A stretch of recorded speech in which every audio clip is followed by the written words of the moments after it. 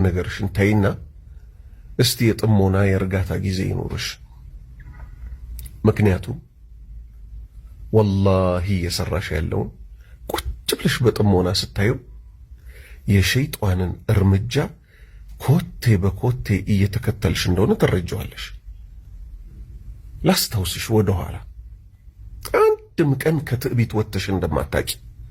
መቼም አላህ ከትዕቢት ይመልሰን። ካስታወስሽ እኔ ቲክቶክ ስገባ የሆነ ነገር ተቃወምሽኝና ማናት እቺ ሴት ብዬ ውስጥሽ ገብቼ ሳይ ጸጉርሽን ተገልጠሽ የነበሩትን ቪዲዮዎች ራሱ እዛ ላይ ለቀሽ ኤክስፕላኔሽን ደሞ ሰጥተሻል። እኔ ብለሽ ጀመርሽ። እኔ አይባልም እኮ ስለ ሃይማኖት ነው የሚወራው። ሃይማኖቱ ስለሚለው ነገር እንጂ አንቺ ስለምትይው አይደለም መስማት የፈለግነው። ምን አልሽ? የድሮ ሁኔታዬና አሁን ያለሁበት የሃይማኖት ሁኔታ ሁለቱም ለንጽጽር እዚህ እንዲቀመጥ ፈልጋለሁ አልሽ። በጆሮዬ ሰምቼሻለሁ። አላህ ይመልስሽና እኔ ብሎ ከጀነት የተባረረው ማን ነው? ሸይጣን ነው። እኔ እያልሽ ከጀነት እንዳትባረሪ። ሁለተኛ ሀያትን ታስታውሻለሽ?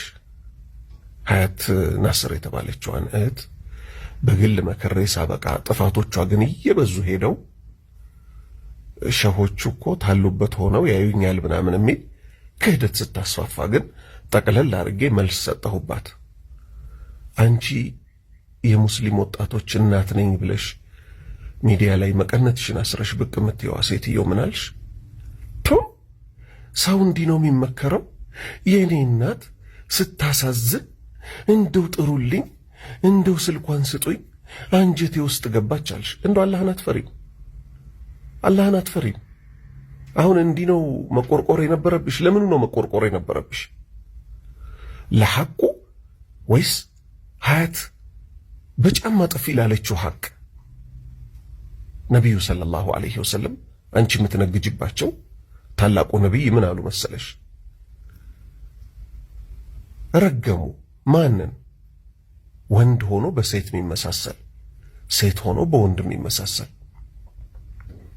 አሁንም አልቆምሽም። ሶስተኛ እነ ሙፍቲ እነ ሐሰን ታጁ የመሳሰሉት ሰዎች የጫት ክምር ጎዝጉዘው መውሊድ እናከብራለን ሲሉ፣ ያው እነሱ መውሊድ ሲሉ የሚፈልጉበት እኛ ነብዩ መሐመድን ስለምንወድ ነው ሲሉ፣ እኛ ደግሞ ምናል ነብዩ መሐመድን የሚወድ ሰው እኮ ይህን የሚያክል የጫት ክምር ተራ ላይ አይገኝም። ሰለዋት ያወርዳል፣ ሐዲስ ይማራል፣ ይማማራል፣ ተውሂድን የበላይ ያደርጋል። ይሄ ነው ሁልጊዜ የምንቃወመው ማለት ነው። መስሹ እንደሆነ ሰምቻለሁ። እባክሽን ይሄው ከፊታችን 10 ውድ ቀኖች አሉ። ተመለሽ ወደ አላህ። ትክክለኛ አምልኮ ስሩ፣ ትክክለኛ አምልኮ ስሪ። እንዲህ አይነት ቆሻሻ ነገሮችን እርግፍ አድርገሽ ተይ። ባለቤትሽ የውጭ ዜጋ ነው። ስለዚህ ምን አድርጊ? በስነ ስርዓት ዲን የሚለውን ተማሪ፣ አስተምሪ፣ ልጆችሽን ያዥ። እባክሽ ይቅርብሽ። ይሄ ሁሉ ትቢትሽ ነገ ያስከፍልሻል። ወሰላሙ አለይኩም ወራ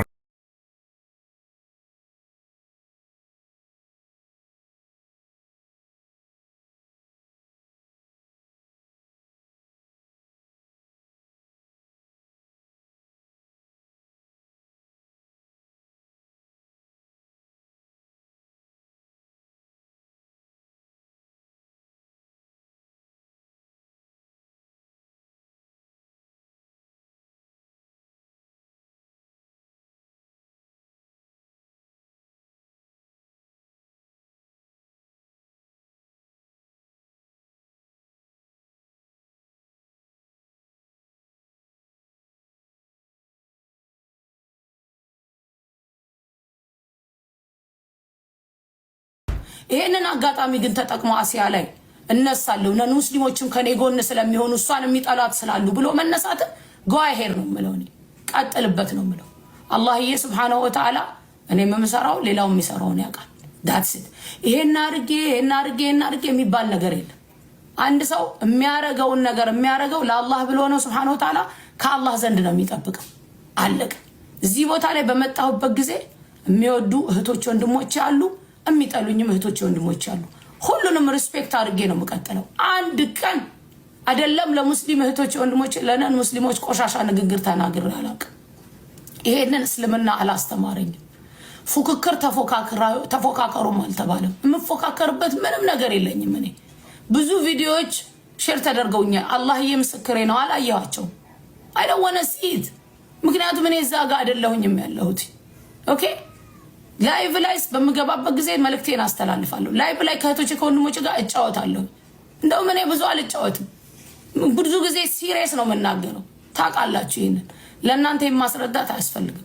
ከሐላል ሆም ጋር ችግር ላለው አስገብቼው ጥያቄ ያላችሁ ግቡ ጠይቁት ብያለሁ። አለቀ። ከዛ በተረፈ ግን እቺን አጋጣሚ ተጠቅሞ አሲያ ላይ ሚስማር እመታለሁ። ምን አረጋለሁ? ወላሂ ወቢላሂ አልከሪም ይሄ አላህዬ ጎ አሄድ ሐስቢ አላህ ታጽ አላህ ያውቀዋል ሱብሓነሁ ወተዓላ። በሁለቱም አካውንቴ ብሎክ እንዳረኩት it happened so many things። ካሁን በፊት አንድ ሰው አንዴ ሁለቴ ያያል። ከዛ ግን ረሱል አለይሂ ሰላቱ ወሰላም አማኝ ኦኬ አማኝ ከአንድ ጉድጓድ ሁለቴ አይነደፍም ብለዋል። ኦኬ አለቀ። ከዛ ውጪ ሐሜት ወሬ ነገር ቆይ ላስዳምጣችሁ የተላከልኝን ቮይስ ቆይ ያዙ ለእንትናችሁ አልልም። እኔ ስልም ብዬም አይታችሁኝ አታውቁ። አለቀ። አላሁ ስብሓነሁ ወተዓላ ኸይር የምንሰራ ያርገን።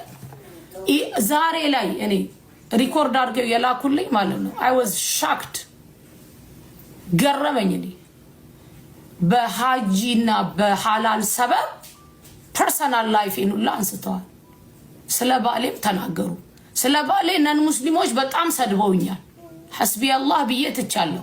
በሙስሊሞች ደግሞ ባሏን ማታከብራሉ። ባሌ የልጆቼ ፎቶ በፊት እለቅ ነበር። ባሌ ከዚህ በኋላ አንቺ ስራ ላይ ነሽ የኛን ፎቶ እንዳትለቂ ብሎኛል። የዛለት ሳወራ ባክግራውንድ አድርጌ ስለነበር እንዲህ አልነበረም። ምን እያረገች ነው ብሎ ሊያይ ሲመጣ ነው እንደዚህ ያረኩትኝ። እኔ ባሌ ሰፖርተሬ ነው። ባሌ ደጋፊዬ ነው።